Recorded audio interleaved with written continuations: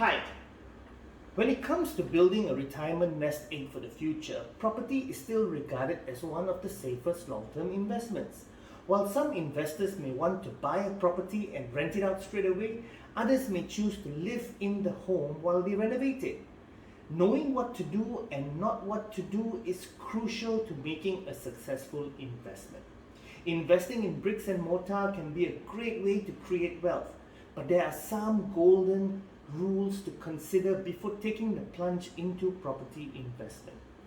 Today's 2 minutes will be dedicated to 5 tips for getting started in property investment. I'm Gunaprasath from Property360Digest and welcome to 2 minutes with GP's 2 cents property worth. So what are we waiting for? Let's dive right in, shall we?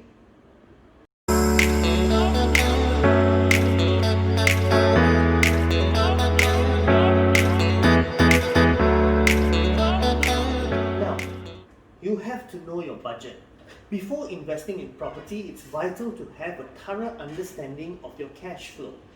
Also, ask your bank for a pre-approval on your investment loan so you know how much you're able to borrow before you even start that house hunting. Number 2, don't underestimate ongoing costs. Make sure your budget is enough for rates, insurance, and general repairs. And when you have already purchased that ideal investment property, do what you can to prevent costly maintenance issues that could arise, such as replacement of aging taps, cracks, breaks, tiles popping up, paint that's come out, leakings, etc, etc, etc. Buy in a growth area. Try to choose an investment property in an area where there is strong demand for rental accommodation. Now, buying a property close to transportation, universities, schools, colleges, shopping complexes, hospitals, etc., etc., all the amenities, makes it more attractive to renters. It's common sense.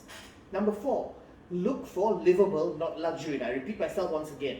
Look for livable, not luxury. Remember, a rental property only has to be clean and functional. Don't get sucked into buying a property simply because it has a stylish interior. Now, those Swarovskis, those leather sofas, those Sony televisions, they're only going to be worth while you're living in that place. When you're ready to sell the place or ready to rent the place out, it's going to be worth nothing. Right? So, what's worth it is the box you're living in. That's where your investment is. Number 5, buy with your head, not your heart. Now, I can't stress this even further. I can't stress this anymore. I've told many people this, and we've all been sucked into this emotional game when it comes to property purchase. You can't get emotional with your property purchase. Your property purchase is an asset. Now remember this, it's an asset. You're buying for capital appreciation and you're buying for property investment. You're buying for rental returns. That's it. Right? So don't get emotional when it comes to your property purchase. Now when you go and look at a property and it looks beautiful, stunning, it's on a hill, oh wow, your view is fantastic, but remember this, renovating is going to be a headache, right? Reselling the place is going to be a headache. Renting it out may be a headache, may not, but it's easier to purchase a property where you don't have to go through all this headache. So look at the pros and the cons before you purchase a property and keep the heart at bay. It's no place for the heart, it's no place for emotions. Alright? So that has been my 2 cents word for today.